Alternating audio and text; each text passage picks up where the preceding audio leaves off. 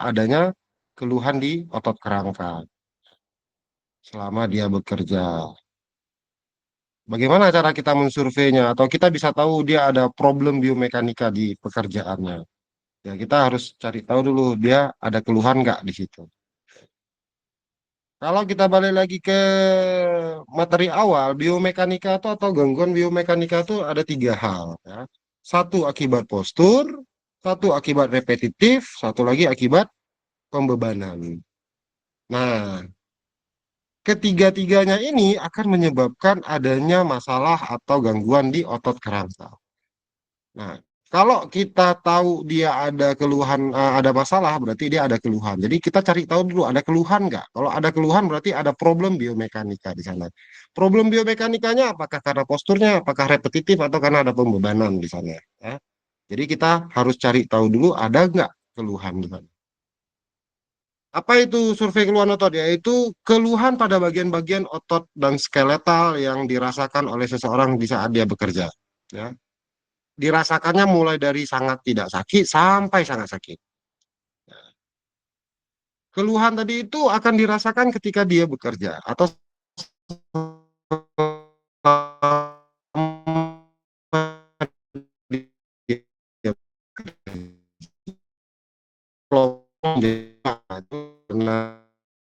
atau hanya ketika dia kerja saat dia kerja nggak merasakan lagi. Ya. Saat otot itu menerima kan keluhan tersebut hilang. Ya.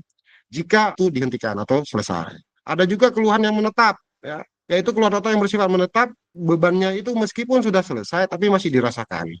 Biasanya ketika orang kerja, ya, kuli atau pekerja kasar, pekerja keras, pekerja apa buruh, ya, dia sakit waktu saya kerja, setelah kerja pun masih merasakan sakitnya, ya, masih merasakan keluhannya, entah encok, entah terkilir, ya, entah keseleo. Nah, meskipun udah diselesaikan pekerjaannya, dia masih merasakan rasa sakitnya atau rasa gangguan pada otot dan kerangkanya. Terus bagaimana cara kita mengetahui? Survei otot kelelahan rangka bertujuan untuk mendapatkan umpan balik. Kita pengen tahu mereka itu ada masalah nggak sih selama mereka bekerja, yaitu umpan balik langsung dari para pekerja tentang keluhan-keluhan yang dirasakan berkaitan dengan pekerjaannya. Ya. Survei bisa kita saling tanya, atau kita pakai kuesioner, atau kita, kalau udah cukup ahli, biasanya hanya dengan melihat, mengobservasi, melihat seberapa lama frekuensinya, seberapa lama durasinya, maka dia udah bisa memastikan ada keluhan di situ. Survei keluhan otot dan rangka merupakan salah satu langkah utama dalam evaluasi ergonomi sistem kerja dan harus menjadi program rutin. Jangan sampai nanti ada karyawan sakit pinggang nggak dipeduliin, ya lama-lama menjadi bahaya ergonomi. Ya.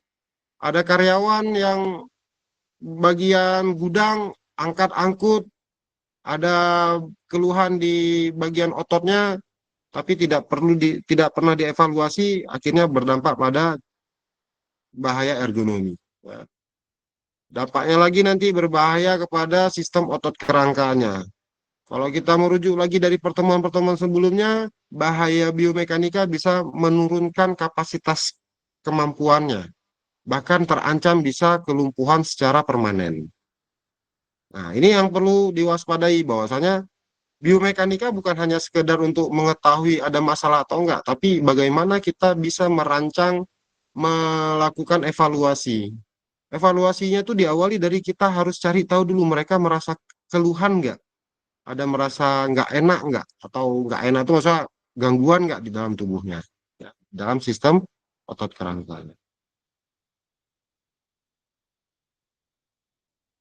Survei ini berguna untuk menentukan hal-hal sebagai berikut, yaitu indikasi adanya menentukan pekerjaan yang tidak ergonomis.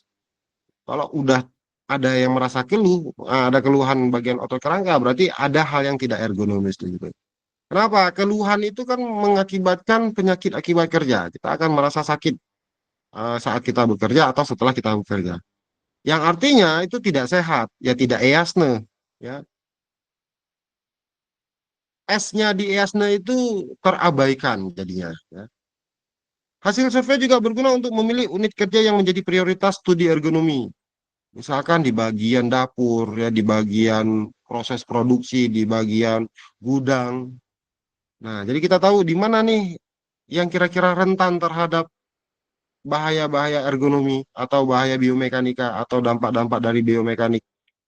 Nah, survei juga mengetahui secara umum tingkat masalah ergonomi di suatu perusahaan menjadi indikator keberhasilan sebuah program ergonomi dan langkah antisipasi dalam meminimalisir resiko kelainan pada otot dan kerangka. Beberapa metodenya ada Nordic Body Map, mungkin ini sudah cukup umum ya didengar Nordic Body Map, ada juga Dutch Musculoskeletal Questionnaire, ada juga Cornell Musculoskeletal Disorders Questionnaire. Ya.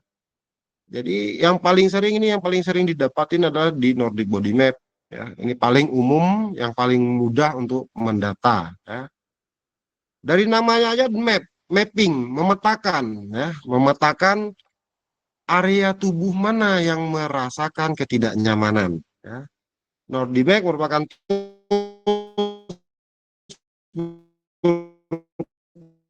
yang sering digunakan untuk mengetahui ketidaknyamanan atau kesakitan. 87. Body map, Nordic body map ditujukan untuk mengetahui lebih detail di bagian tubuh mana yang mengalami gangguan atau rasa sakit. Nah, biasanya pakai survei, pakai pakai skala ya, bisa skala sangat tidak terasa, sangat cukup sakit, sakit, menyakitkan dan sangat menyakitkan. Skalanya 1 sampai 5. Nah, bagaimana bentuknya seperti ini? Kita akan memberikan kuesioner ya, sebuah peta tubuh ya, nama, umur itu kita berikan ke mereka, kita tulis namanya, bisa kita bantu kita yang nulisin atau kita suruh pekerjanya menuliskan. Pengalaman kerjanya berapa tahun, berapa bulan. Sehingga nanti akan dilihat nih, di 0 sakit pada leher, dia akan jawab 1 sampai 4 sakit, tidak sakit, sangat sakit, sampai tidak tidak sakit, sakit. Nih nomor 1 ya, tidak sakit, agak sakit, sakit dan sakit sekali. Ya. Nah, nanti akan diisi sakit di bagian leher selama ini gimana? Nah, oh ya cukup sakit lah, ya, mungkin 2 gitu ya. Oh orang kerja di bagian gudang, ngangkat barang material ya, mengangkat mesin, memegang mesin dan sebagainya. Mungkin sakitnya di siku ya. Misalkan di nomor 10 siku kiri, sama di bagian pinggang nomor 7 misalnya. Oh, misalkan di bagian paha, karena nggak terlalu banyak aktivitas menggunakan otot paha, tidak sakit ya. Mungkin bagian paha 1, ya. Bagian kaki 1. Nah, dan seterusnya dan seterusnya. Jadi ini nanti akan diisi seberapa yang dirasakan sakit di bagian tubuh para pekerja. Nah, ini awalnya Nordic Body Map seperti ini, terus adanya modifikasi ya. Dimodifikasi masih cukup untuk mendata nama orang, dimodifikasi dari keluhannya. Ya. Keluhannya selama ini bagaimana dia rasakan. Misalkan bagian leher, ditanyakan dalam 12 bulan terakhir, dalam setahun terakhir, apakah pernah rasa sakit, bukan hanya sekarang yang dirasain, tapi selama 12 bulan terakhir ini, pernah nggak dirasain? Jika pernah, buat tentang pernah. Jika tidak, maka tentang tidak.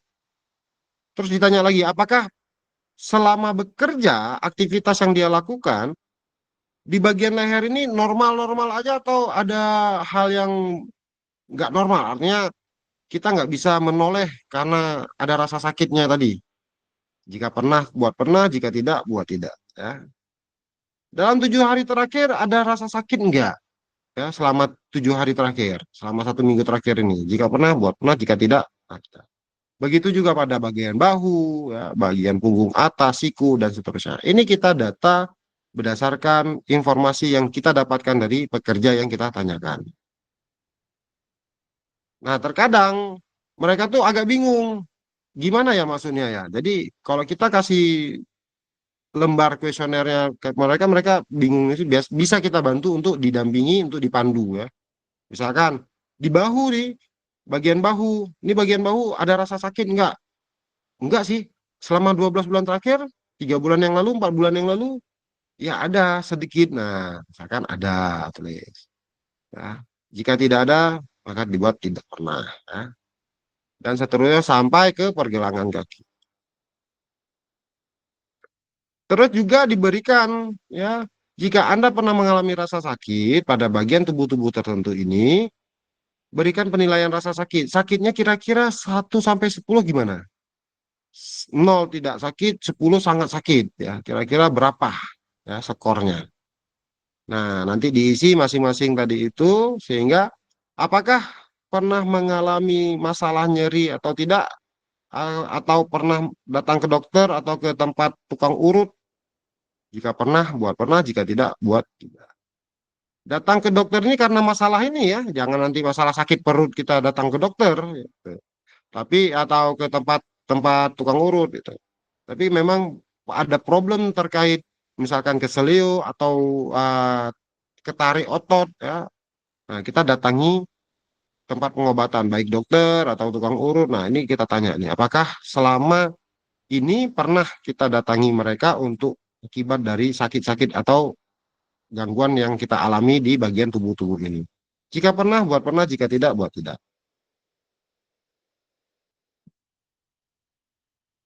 Ada kelebihan dan kekurangan dengan menggunakan NBM ini. NBM ini bisa mengkaji seluruh tubuh yang dibagi dalam 9 bagian tubuh, dapat digunakan untuk mengevaluasi keluhan muskuloskeletal, dan dapat menggunakan 28 titik atau pertanyaan di bagian tubuh. Ya. Ini ada 28, dari 0 sampai 27, jadi totalnya 28. Ya. Jadi kita bisa akan dapat informasi dari keseluruhan tubuhnya. Namun kelemahannya ini hanya sifatnya subjektif, hanya memperkirakan. Menurut dia, oh ya, menurut saya sih sakit, saya mungkin nggak sakit gitu ya. Terlalu tinggi subjektivitasnya. Jadi hanya berdasarkan eh, orang tersebut. Ya, ya memang karena kita pasti dapatnya ya dari jawaban dari dia, ya, yang ngerasain dia, sehingga maka nilainya adalah bukan nilai, kategorinya terlalu subjektif. Ya. Tidak dapat mengetahui total skor secara menyeluruh dari suatu pekerjaan. Karena kita cuma bisa tahu di aktivitas dia aja. Dan tidak terlalu melihat faktor fisik di tempat kerja. Karena bisa jadi dia sakitnya bukan saat kerja. Mungkin saat di rumah. Ya. Ada gangguan atau dia melakukan apa di rumah, merasa sakit di rumah, tapi ketika dikerja terbawa menjadi sakit saat melakukan pekerjaan. Nah, ini disadvantage-nya atau kelemahannya. Namun ini yang paling umum bisa kita lakukan karena dapat memetakan area tubuh mana yang paling mengalami keluhan. Kalau kita sudah tahu area tubuh mana yang mengalami keluhan, misalkan ya, dia sering mengalami keluhan di bagian bahu kanan. Maka di bagian bahu kanan kita akan memprediksi pekerjaan dia pasti banyak menggunakan tangan kanan, pergelangan tangan kanan dan atau bagian tubuh bagian kanan. Karena logikanya ya sakit di bagian kanan, bahu kanan atau lengan kanan, siku kanan, berarti aktivitasnya banyak menggunakan area tubuh bagian kanan. Nggak mungkin bagian kiri. Nah. Dan juga kalau kita tahu dari survei tadi itu dia bagian kanan atau di bagian tangan, lengan, bahu, berarti dia banyak aktivitas yang menggunakan otot tangan, lengan, dan bahu. Berarti tidak dalam posisi menggunakan otot kaki, otot paha, dan sebagainya. Sehingga kita bisa mengindikasi aktivitas dia ini berarti banyak aktivitas angkut, mengangkat, mendorong, ya, membawa, menahan. Nah, ini udah indikasinya, oh ini pasti aktivitas dia kayak gini nih kurang lebihnya. Dan dari keluhan tadi, seperti saya bilang, keluhan muskuloskeletal itu apakah karena postur, repetitif, atau karena pembebanan. Kita bisa menduga 3 hal itu, oh ini jangan-jangan dia terlalu banyak aktivitas repetitif. Ya, ngangkut, ngambil, sehingga bahunya sakit, sikunya sakit, lengannya sakit. Ya, banyak aktivitas. Bisa juga karena pembebanan, ya, terlalu banyak ngangkat atau menarik benda yang berat, ya, yang sehingga dia harus banyak mengeluarkan tenaga atau otot yang ada di bagian kanan dan tangannya. Bisa juga karena postur, mungkin karena posisinya seperti apa saat dia bekerja sehingga terjadinya pembebanan statis dengan postur tersebut, sikunya nggak apa, sudutnya nggak sesuai atau terlalu melebar sehingga terjadinya momen dan beban biomekanika di area tersebut. Nah, ada tiga hal itu yang akan terindikasi gitu. Sehingga next step nanti di pertemuan berikutnya kita akan membahas jika dia karena postur, maka kita menganalisa posturnya. Jika karena dia repetitif, maka kita analisa repetitionnya. Tapi kalau dia karena pembebanan, kita sudah minggu lalu atau pertemuan sebelumnya, bagaimana menghitung beban biomekanika dan momen. Nah, ya. Jadi nanti akan kita indikasi adanya keluhan ini kalau nggak postur, repetitif, kalau nggak pembebanan. Nanti sehingga kita bisa menganalisis bagaimana analisis postur, bagaimana menganalisis repetitif. Ya. Oke.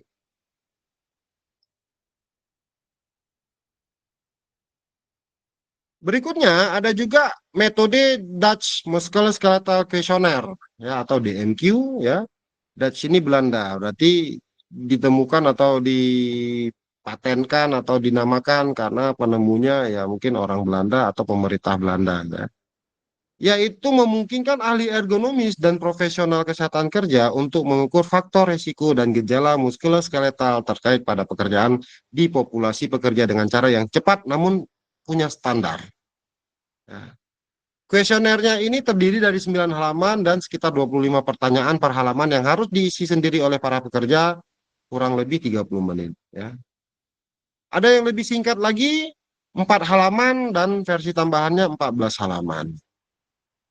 Sehingga kuesioner ini mencakup bagian-bagian yang berikut yaitu antara lain variabel latar belakangnya, umurnya, jenis kelamin pendidikan, lama kerja, riwayat kerja, shift kerja.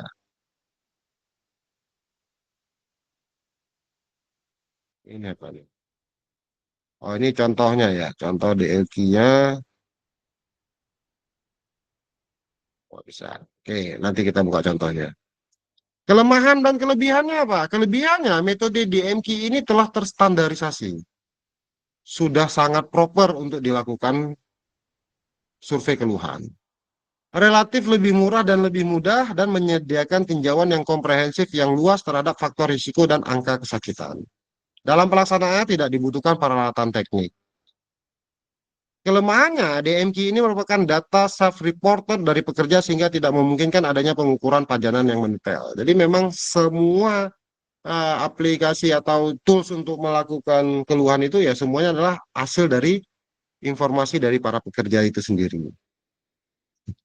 Dan dia kurang tepat jika diterapkan di kelompok kecil. Dia biasanya secara banyak supaya bisa kita tahu secara populasi yang banyak tadi ada problem atau enggak.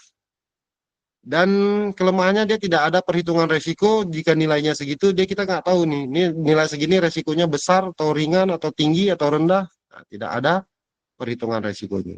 Dan sangat dipengaruhi oleh dukungan dan kerjasama dari manajemen dan pekerja. Artinya semua orang harus terlibat, baik itu manajemen dan pekerjanya itu harus punya satu visi dan satu misi ya untuk menilai keergonomisan melalui keluhan muskuloskeletal ini. Sehingga harus ada dukungan dan kerjasama dari manajemen dan para pekerja. Dan analisis datanya membutuhkan cara secara statistik ya. Dari data yang banyak tadi itu kita akan bisa mengetahui kesimpulannya setelah kita analisis dengan bantuan statistik. Berikutnya contohnya metode yang lain ada Cornell Musculoskeletal Disorder Questionnaire atau CMDQ. Ini juga digunakan untuk menilai ketidaknyamanan yang dikembangkan oleh Profesor Alan Siswa Hedge dari Universitas Cornell. Ya. Sehingga tools ini disebut tools Cornell. Ya. Atau Cornell Musculoskeletal Disorders Questionnaire. Karena mereka yang mengembangkan tools ini. Ya. Di mana tools ini adalah kuesioner yang terdiri dari 54 item yang mencakup seluruh bagian tubuh dan pertanyaan tentang nyeri muskuloskeletal. Nyeri atau ketidaknyamanan yang terjadi di 20 bagian tubuh selama seminggu terakhir. Biasanya digunakan untuk kelompok kerja seperti penyedia layanan kesehatan, operator mesin, dan evaluasi nyeri dalam evaluasi nyeri muskuloskeletal. Nah, CMDQ merupakan kuesioner kombinasi sebenarnya. Ya. dari NBM yang sudah ada ditambah dengan pertanyaan tentang prevalensi nyeri muskuloskeletal, tingkat keparahan dan apakah itu mengganggu kinerja atau tidak. Mirip seperti NBM tapi dikembangkan ditambah dengan pertanyaan-pertanyaan lain. Nah, ini contohnya yang Cornell ya, bagian leher, apakah dia merasa sakit? Jika tidak, buat tidak. Selama 1 minggu ini pernah 1 sampai 2 kali. Oh, atau pernah 3 sampai 4 kali. Oh, hampir setiap hari saya merasakan. Oh, hampir setiap waktu, setiap saya bekerja, saya akan merasakan sakit di bagian leher. Nah, if you experience ache, pain, discomfort, how to uncomfortable was this, ya kan? Jika kamu merasakan sakitnya, ya, menurut kamu sakitnya seberapa, ya? Seberapa yang membuat kamu tidak nyaman? Sedikit tidak nyaman, ya, setengah tidak nyaman atau sangat tidak nyaman, ya. Sedikit, ya, sedang sampai sangat. Jika kamu telah mengalami sakit atau ketidaknyamanan, apa yang mempengaruhi kamu terhadap cara kerja kamu? Ya. Oh, tidak terlalu mempengaruhi kerja saya, atau ya berpengaruh cukup sedikit terhadap kinerja saya, atau sangat mempengaruhi kinerja saya. Misalkan orangnya keseleo, ya, sangat mempengaruhi aktivitasnya karena sulit berjalan atau sulit bergerak. Nah, sangat sakit sehingga saya lebih banyak menahan sakit daripada melakukan aktivitas. Nah, ini bisa kita pengaruhnya sangat tinggi, ya. Tinggi, sedang, tidak mengganggu sama sekali. Nah, ini kita sama seperti NBM, kita isi sesuai dengan jawabannya. Nah, laki-laki dan perempuan ini bisa dua perbedaan atau dua kuesioner yang berbeda, ya. Untuk laki-laki dan untuk perempuan. Pertanyaannya mungkin relatif sama, namun nanti cara perhitungannya yang berbeda. Nah, kalau yang pertama ini jika pekerjaannya berdiri, ya, ini pekerjaan jika ini pekerjaan duduk dan ini pekerjaan berdiri. Nah, masing-masing metode cara kerja atau aktivitasnya seperti apa, beda formnya, ya, beda kuesioner. Ini untuk woman dengan status apa cara kerja berdiri. Oh, ini yang laki-laki dengan cara kerja berdiri. Tadi kalau di bagian tubuh, ya, tadi di bagian tubuh kita akan ngelihat lagi bagaimana di bagian tangan, ya. Apakah ada rasa nyeri di bagian jari-jari tertentu, ya, atau di bagian telapak tangan. Nah, ini kita petakan, kita isi seberapa banyak jumlah yang dialami, seberapa besar ketidaknyamanannya, dan seberapa besar pengaruh terhadap cara kita kerja. Ini bagian tangan, bagian tadi tangan kanan, ini tangan kiri. Nah, terus ini nanti kan kita hitung, ya. Kita hitung datanya tadi ini, ya. Data yang udah kita dapatkan dari sini semua, ya. Dari sini semua kita masukkan ke dalam satu tabel. Berapa perhitungannya? Nah, setelah kita dapatkan data, nanti akan kita hitung, ya, total skornya. Ya. Total skornya tuh jika dia multiplying above frequency score, ya, jika tadi pengaruhnya terhadap eh, ketika keseringannya, ya, tadi ini misalkan mana tadi? Ini, ya, yang sering dan tidak sering, nanti skornya jika sangat sering, jika tidak sering atau tidak pernah nol, jika pernah 0,1,5 gitu. Jika 3 sampai 4 kali skornya kita kasih 3,5, jika setiap hari skornya 5, ya. Jika setiap waktu skornya 10. Discomfort skornya atau ketidaknyamannya, skornya tadi kategori slightly uncomfortable, moderate, dan very, nilainya skor 1, 2, dan 3. Ya. pengaruh terhadap kerja, skornya satu, 2, dan 3. Sehingga kalau kita nanti ada pekerja yang nulisnya di sini, di bagian subtly infer, interferes, ya, artinya sangat-sangat mempengaruhi cara kerja kita, berarti nanti nilai dia 3. Nilai untuk di bagian, sorry, di bagian sini ya. Nih, di bagian sini nanti nilainya 3. Oh, kalau tidak terlalu berpengaruh, nanti nilainya di sini berarti. Oke. Nah, nanti baru kita hitung ya, menggunakan aplikasi statistik. Seberapa besar dampak atau keluhan yang ada di ini, tempat kerja tersebut. Advantage-nya apa? Dia punya validitas yang cukup tinggi dan dapat diuji. Ya. Dan juga telah dilakukan uji reliabilitas dan dapat menghitung perhitungan resiko. Tapi dia tidak atau belum teruji secara klinis dan penggunaannya tidak dapat menganalisis faktor pekerjaan dan pengujian validitasnya hanya dilakukan di Turki ya, selama ini masih digunakan di Turki. Nah, seperti itu. Nah, jadi kita akan tahu seseorang tadi bisa mengalami masalah biomekanika pasti karena 3 hal. Postur, repetitif, maupun pembebanan. Untuk bisa tahu adanya masalah itu, kita harus mengidentifikasi keluhannya. Ya. Oke. Nah, sekarang kita coba masuk ke bagian posturnya. Ya. Tadi saya bilang, kalau orang tersebut ada mengeluh tentang postur, ya, berarti ada mengeluh tentang biomekanika, berarti ada problem kalau nggak di postur, repetitif, atau di pembebanan.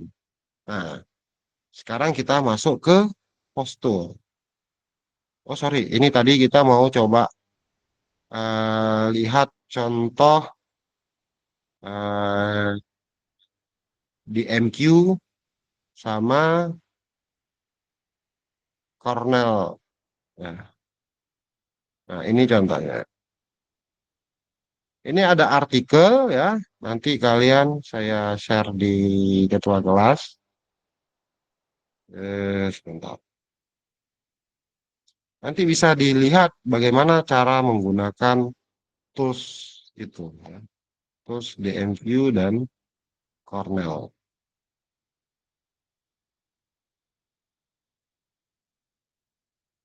Nah, ini ada artikel ya, ergonomic assessment using Cornell musculoskeletal discomfort questionnaire in grocery store ya, di apa toko grosir. Nah,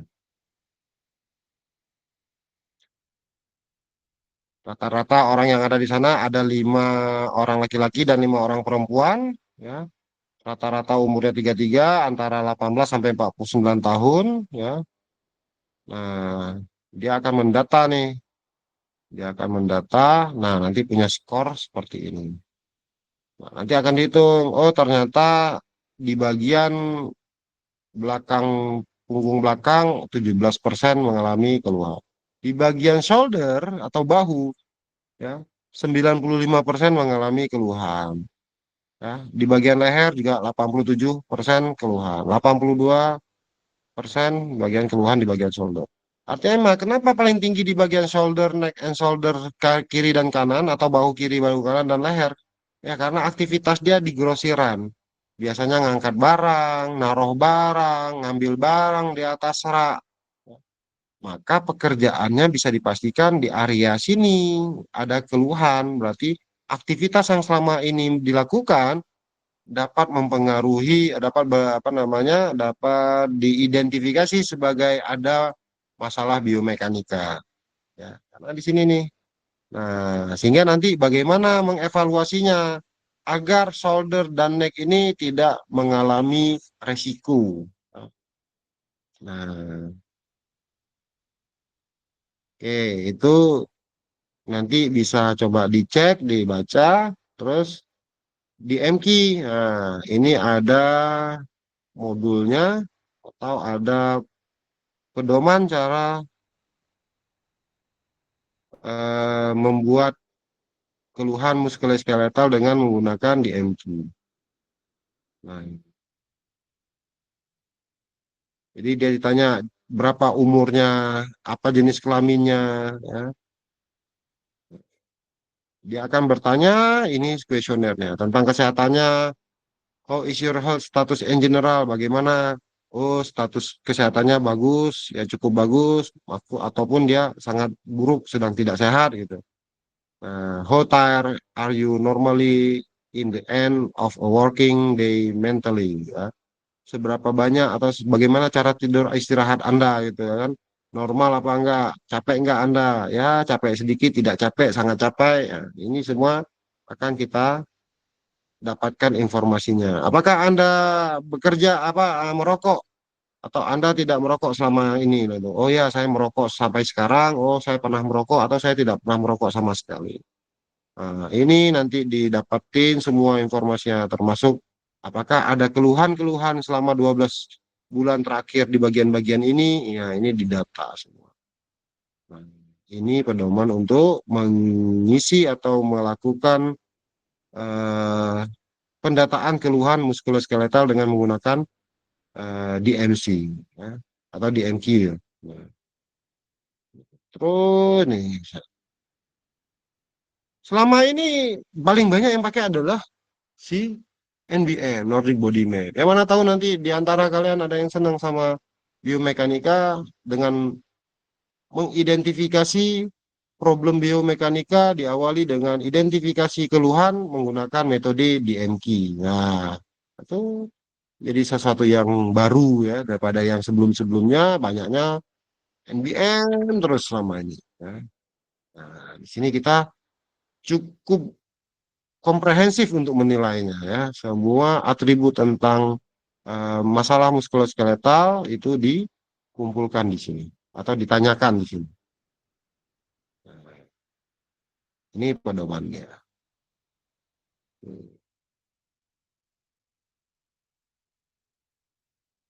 Oke, sebelum kita lanjut, ada yang mau bertanya?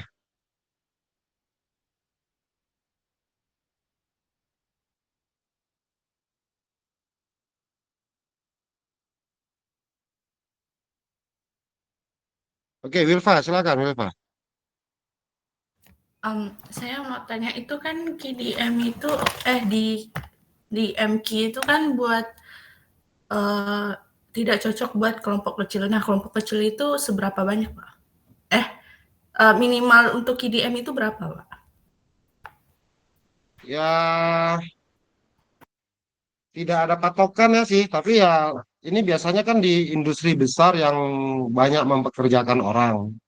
Agar kita bisa tahu secara umum orang yang atau pekerjaan itu banyak ada keluhan atau enggak, atau perlu untuk dievaluasi atau enggak.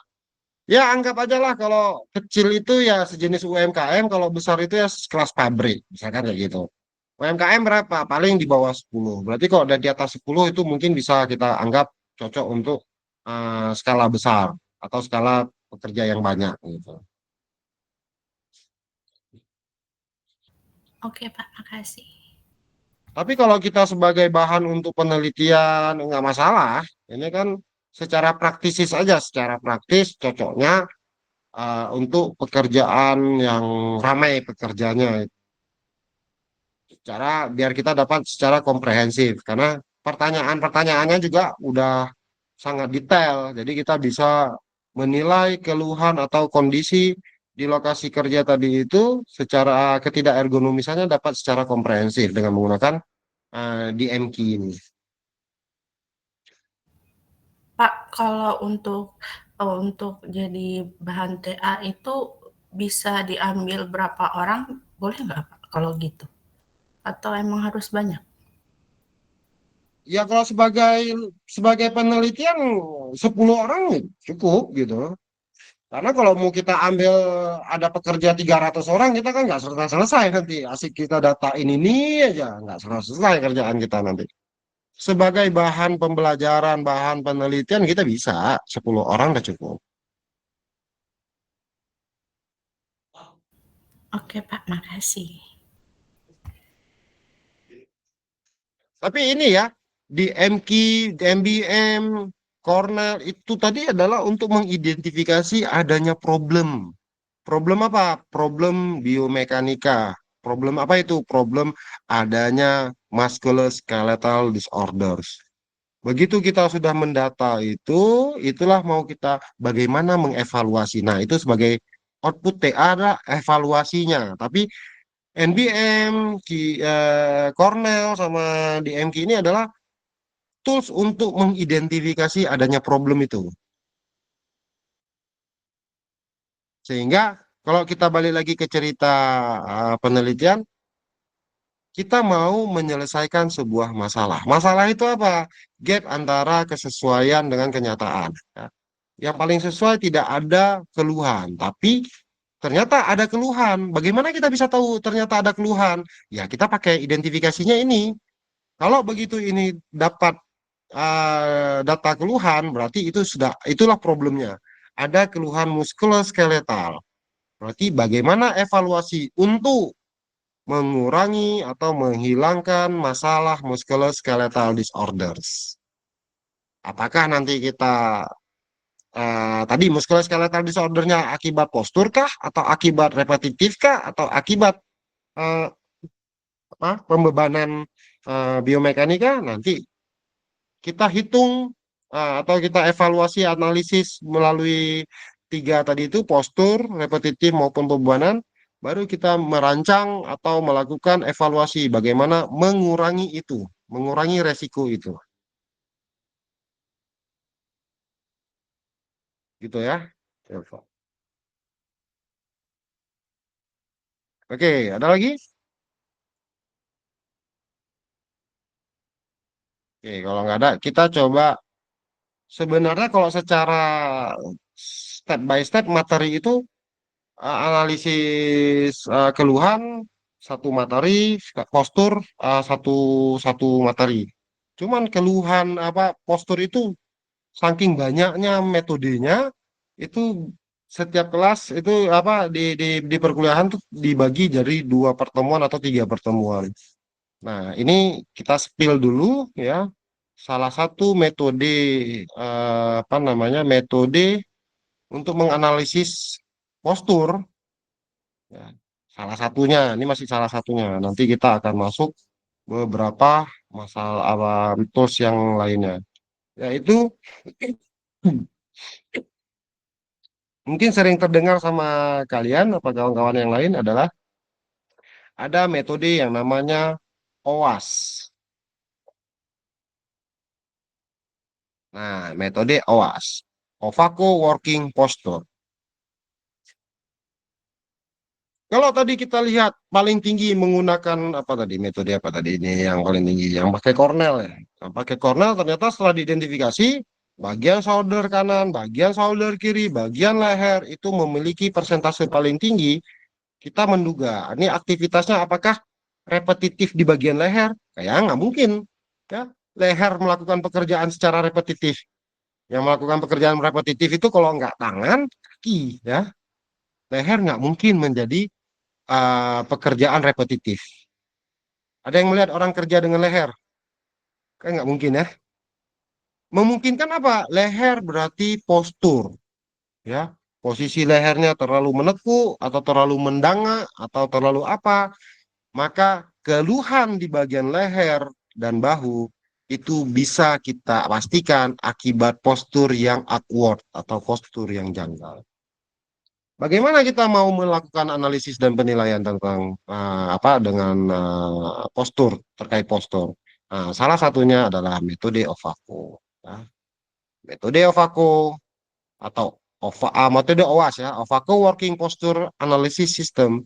Salah satu metode untuk mengevaluasi beban postur kerja selama bekerja. Metode ini didasari pada sebuah klasifikasi yang sederhana dan sistematis dari cara kerja yang dikombinasikan dengan pengamatan terhadap tugas pekerjaan. Dulunya, Ovako ini dilakukan untuk menganalisis seorang bekerja di industri baja, ya.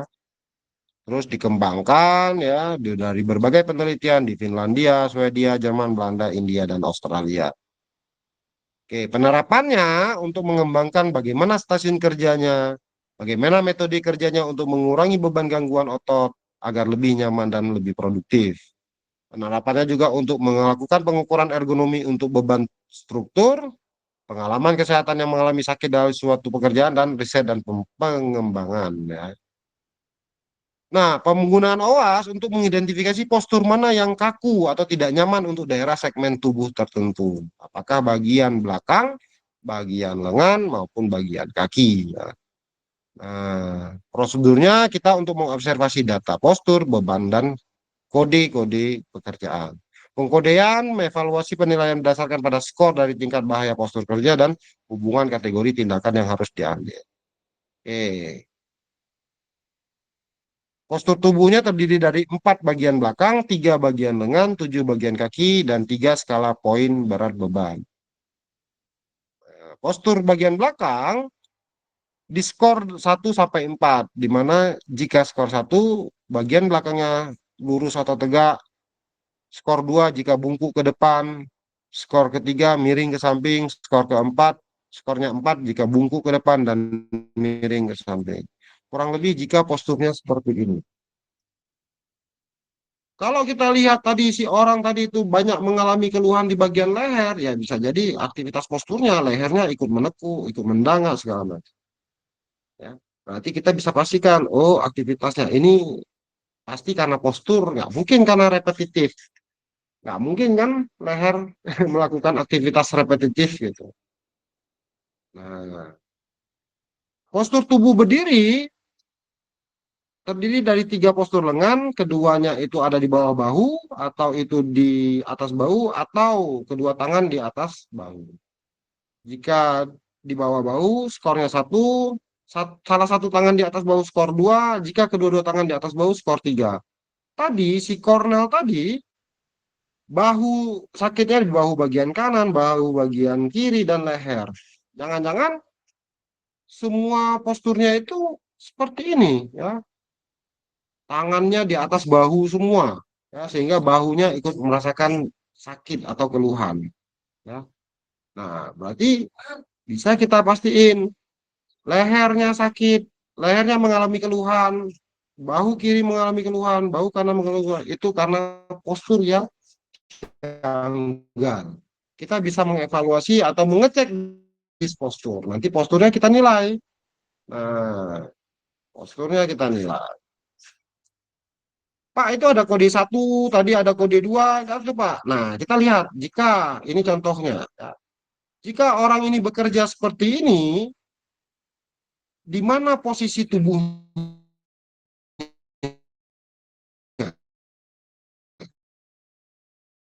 Dalam tubuhnya, apakah atau bungkuk ke depan kalau posisi kayak gini? Oh, ternyata posisi kayak ini membungkuk ke depan, berarti membungkuk ke depan skornya 2. Ya.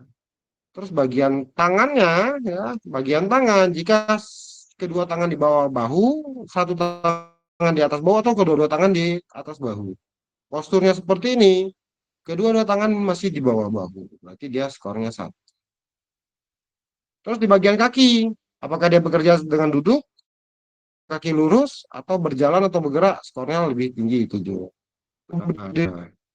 Duduk, berdiri tegak, salah satu ketekuk, dua-duanya ketekuk, salah satu ketekuk, satu terangkat, satu berlutut, satu ketekuk, atau bekerja sambil berjalan. Nah, kalau kita lihat dari gambar ini, posisinya nomor 3, satu ketekuk, satu lurus. Berarti nanti nilainya 3. Bebannya berapa? Ini mesinnya berapa ini? Kalau mesinnya itu kurang dari 10 kilo, ya 1. Lebih dari 20 kilo, 2. Lebih dari sampai 20 kilo, 2. Dan lebih dari 20 kilo, 3. Ya kita anggaplah ini 15 kiloan, ya. Berarti dia skornya 2. Kategorinya tindakannya apa? 1, aman. 2, tidak perlu dilakukan tindakan. 3, tindakan dalam waktu dekat. Kalau skornya 4, harus segera perbaiki sekarang juga.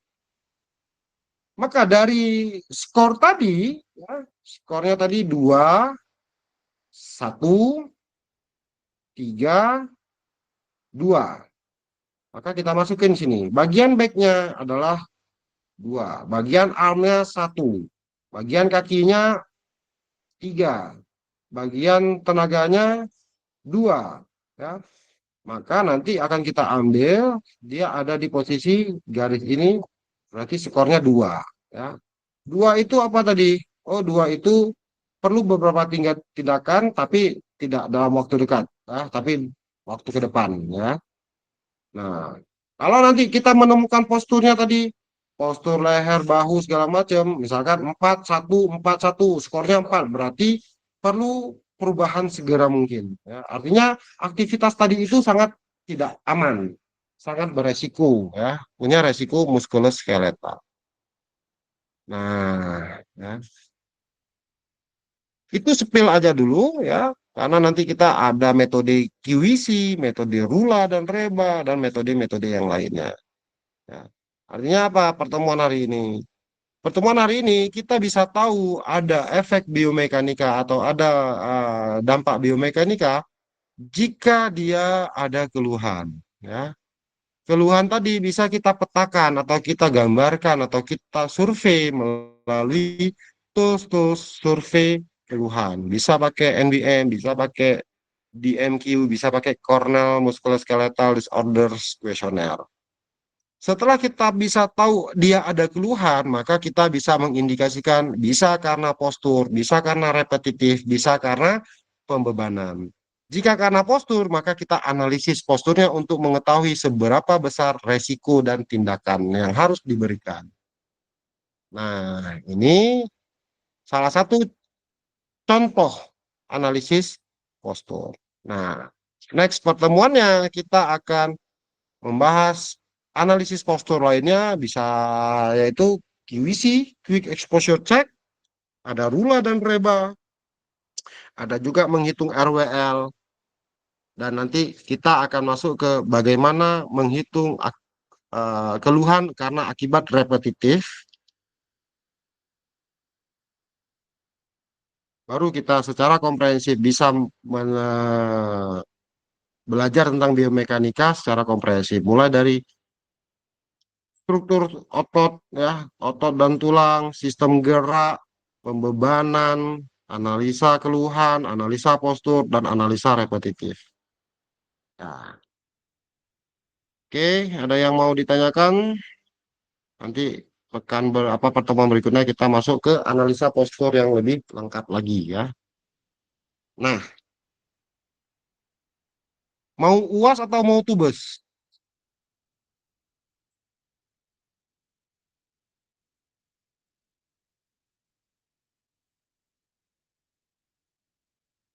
Halo? Izin Mona? bertanya, Pak. Oh Izin ya, bertanya, Pak. Kalau tubes itu apakah dilakukan per kelompok atau perorangan, Pak? maunya apa? Per kelompok atau perorangan? Per kelompok, Pak. Sudah. Karena kalau memang mau tubes, saya nanti minta kalian akan mengevaluasi karena tadi masalah biomekanika pasti karena postur, karena repetitif, karena pembebanan. Kalau repetitif nanti kita masuk materinya bagaimana cara menghitung repetitif ya. Tapi sebelum mengetahui apakah postur, apakah repetitif atau pembebanan, pasti kita cari tahu dulu ada keluhan atau enggak, ya kan? Keluhan kita bisa melakukan survei, ya. Survei dengan melakukan tools 3 tadi gitu ya.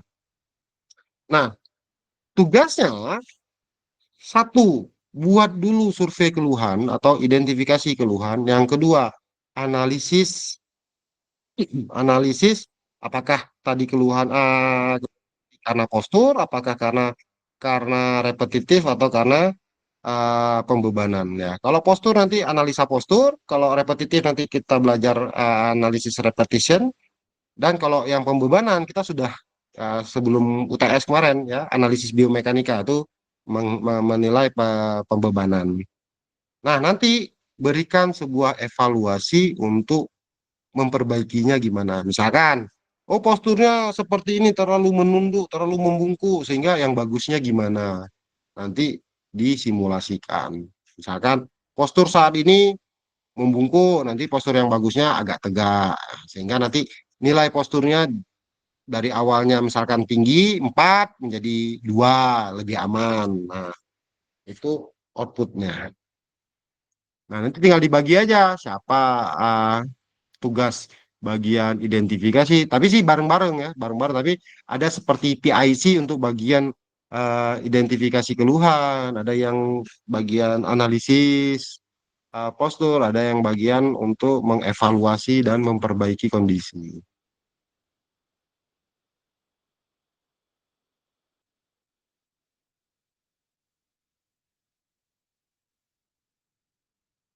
Kalau saya sebenarnya pengennya kan karena berbasis project based learning ya, artinya belajar langsung ke lapangan gitu. Saya sih pengennya tubes, jadi tanpa UAS. Tapi balik lagi, kita setuju UAS atau setuju tubes?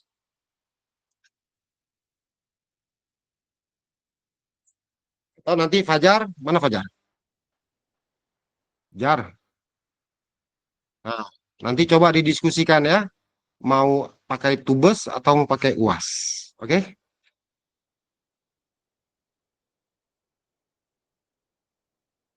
Ya, 3 sampai 4 orang lah. Karena kan nanti ada bagian untuk mengidentifikasi keluhan, menganalisis postur, atau menganalisis beban, atau menganalisis repetitif. Terus ada yang bagian evaluasi, ya, 3 sampai 4 orang. Kenapa kalau tiga kan tadi repetitif, apa analisis keluhan, analisis penyebab, apakah postur repetitif atau pembebanan. Nah, bisa jadi repetitif iya, repetitif iya, postur iya juga. Jadi mungkin butuh 2 orang. Jadi ada dua yang dianalisis postur dan repetitif.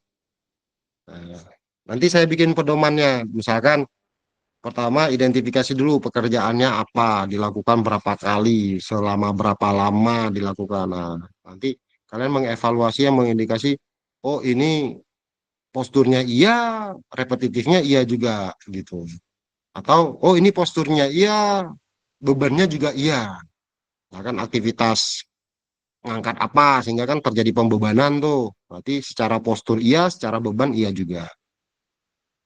Atau bahkan lebih komprehensif, secara postur iya, beban iya, repetitif iya juga. Nah, itu lebih baik lagi. Jadi kalian mendapatkan pengalaman di lapangan itu lebih komprehensif.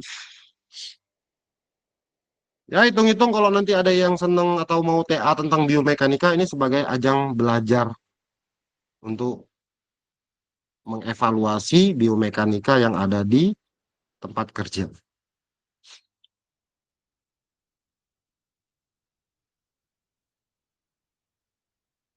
Lagi Jar, nanti saya bikin pedomannya apa aja yang harus dikerjakan gitu. Tapi yang sekarang putusin dulu nanti setelah kelas ini putusin mau tubes mau mau UAS terus kalau memang mau tubes dan berkelompok silakan Fajar sebagai ketua kelas bikin kelompoknya ya terserah Fajar mau 3 atau antara 3 sampai 4 orang ya 3 sampai 4 orang Fajar punya kekuasaan untuk menentukan siapa berkelompok sama siapa terserah metodenya metode Fajar itulah kelebihannya ketua kelas ada lagi yang mau bertanya cukup. Oh, cukup kita selesaikan pertemuan kita. Ah, nanti saya kirim di Google Classroom aja ya. Ini materi sama tadi contoh kuesioner Nordic Dutch tadi sama si Cornell, ya, salah satu artikel Cornell. Oke, terima kasih rekan-rekan semuanya. Kita ketemu lagi di waktu. Coba nanti di arrange ya, Jar, kalau bisa di Sabtu atau di Minggu, karena kita mengejar ketertinggalan pertemuannya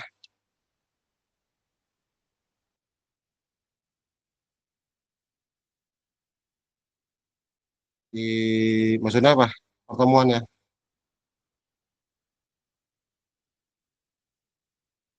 ya karena nanti kan saya masuk kelas ada kelas yang lain juga harus saya susul kan ada kelas apa tuh namanya etika profesi masih banyak yang belum juga nih Jadi hari Sabtu atau hari Minggu untuk satu pertemuan, satu sesi pertemuan lah maksudnya. Nah, nanti Kamis depan kita masuk normal.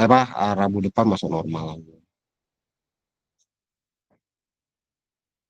Oke, ini total ada berapa orang sih hari ini datang? 21,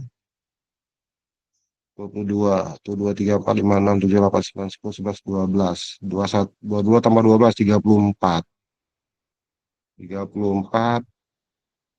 Ada yang nggak hadir nggak nih, Gar?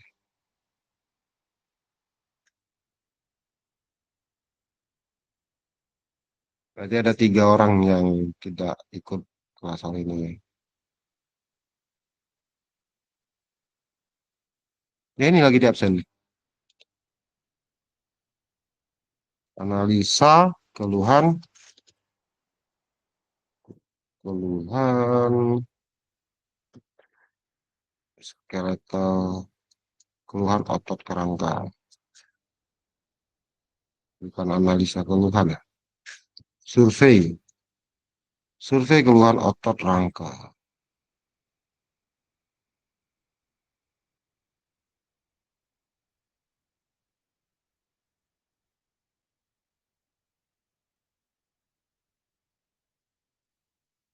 Nandiati, Hadir, Pak. Mona, Hadir, Pak. Imelda, Hadir, Pak. Ergen Wilson, Hadir, Pak. Usman Jordi, Hadir, Pak. Tiffany. Hadir, Pak. Tiffany kemarin kemana Tiffany? Saya hadir kok, Pak. Oh, hadir ya? Enggak, Iya. yang itu, yang Medpen kemarin ikut saya kan, Medpen kamu? Iya, Pak. Oh, hadir ya? Hadir, Pak. Oh, yang nggak hadir kemarin itu siapa? Ah, ah, Angelika tuh ya, Pak. Ya udahlah nanti. Adresi ya, Pak. Aditya Firmansyah, Hadir, Pak. Rineke, Rineke Rahardianti, Agista, Hadir, Pak. Hadir, Pak. oh Rineke suaranya putus-putus. Syakirah, Hadir, Pak. Kiki Zakiatus Soleha, Hadir, Pak. Gary Stefanus Sejabat, Hadir, Pak. Mutiara Dikana, ini nggak pernah hadir. Rayani Hotdiana Sardarita Sinaga, Hadir, Pak. Siti Aisyah,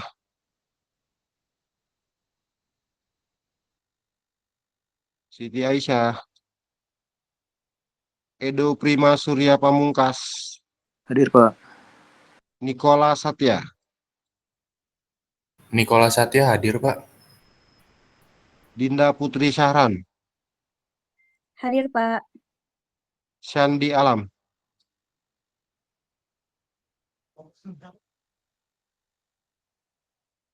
Syandi Alam, Syandi Alam, Hanifah Galatea,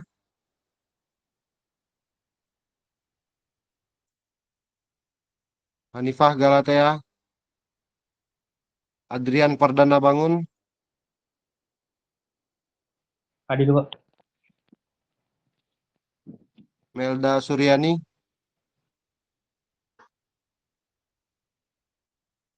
Melda, Hadir, Pak.